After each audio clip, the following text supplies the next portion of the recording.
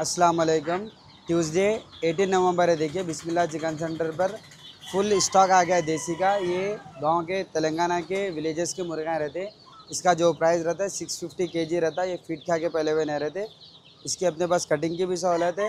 650 में इंशाल्लाह आपको कट करके भी देंगे। इसके 0 चार्जेस रहेंगे। इसके अलावा अपने पास सी फूड भी अवेलेबल है, बटेर, कड़कनाथ, इसी तरह के कई किस्म के आपको चिकन अपने पास दुकान पर अवेलेबल है। इनके चिक्स वगैरह, फैंसी केजेस, बेड्स वगैरह भी अवेलेबल है। इनके फीड भी मिल जाएंगी, प्लस मेडिसिन वगैरह भी मिल जाएगा।